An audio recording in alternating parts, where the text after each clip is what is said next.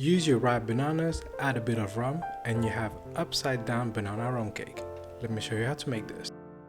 Start by measuring your flour, salt, and baking powder. Give it all a good mix, then set aside to use later. In the glass, pour milk, rum, and vanilla flavoring at this point. I forgot to add the vanilla, so I'm going to add it later, but I recommend you add it now. I'm using spiced rum here. You don't have to use the top shelf stuff, just whatever you can get your hands on. Let's make our caramel sauce. We're now going to melt some butter. Once it begins to melt, add in your brown sugar. I recommend using a light brown sugar as this caramelizes well but still gives it a nice color, or you can use dark brown sugar, but it will be of course a lot darker. Grease an 8-inch round cake tin and coat with flour. This will prevent the cake from sticking and make it easier to get out. Then pour your caramel sauce.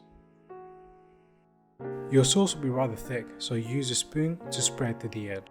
You're now going to cut some bananas lengthwise to set onto your caramel sauce. The ripeness of your bananas will determine the texture and the sweetness. If your bananas are really ripe, the juice may end up seeping into the cake and making it slightly soggy, which is not necessarily a bad thing. But whatever texture and ripeness of bananas you use, slice them lengthwise and place them face down onto the caramel. Make sure they are tightly packed, as this makes presentation that much better. Instead, your slices may break, or you may need to cut them smaller to fit the gaps. Feel free to do so and set aside. Now on to making the batter. In a mixing bowl, add in your butter and oil, as well as caster sugar. Using a whisk attachment, if you're using a stand mixer, whisk for about 5 minutes. You can also do this with a hand mixer.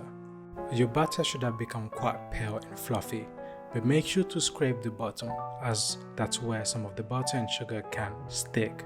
Then carry on whisking for another minute or so. At this point, you're ready to add your eggs. In a separate bowl, separate your egg whites from the yolk and add the yolk onto your cake batter. Then resume mixing on low speed for another 5 to 10 minutes until the batter becomes quite thick. While that's mixing, you can beat your egg whites until they become very stiff.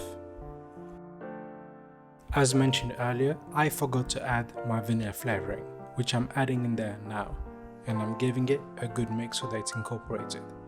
Now add in 1/3 of your flour through a sieve and sieve into your batter.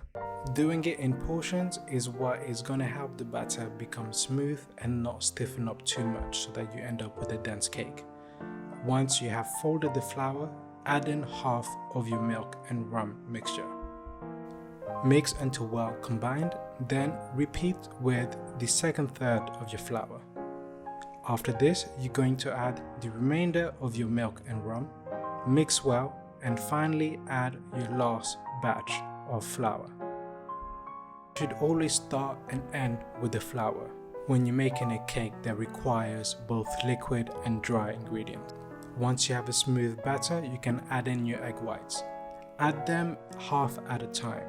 There isn't any particular reason to do so other than it's easier to mix when you add the first half first, incorporate it well, and add the second half of your stiff egg whites.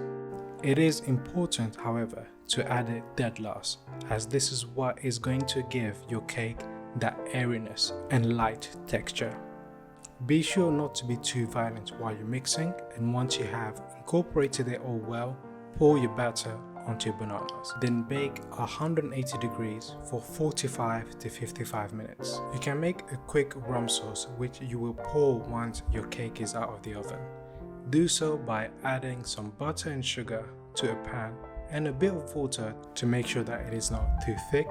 Then add in 2 generous spoons of rum, or more depending on your taste. Once you have a clear lump-free sauce, you can then pour onto your cake once it is out of the oven.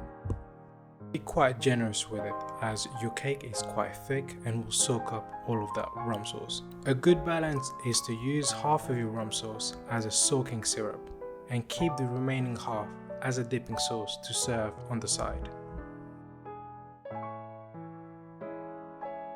Once your cake tin is fairly cool to the touch but can still be relatively warm, add in a piece of baking paper on the top and flip your tin upside down. Slowly remove your tin and you will have a lovely caramelized upside down banana rum cake. As you can tell, it has caramelized very well and it has soaked up all of that syrup. And there you have it, friends, a very easy and creative way to use your overripe bananas. This was my recipe for upside down banana rum cake.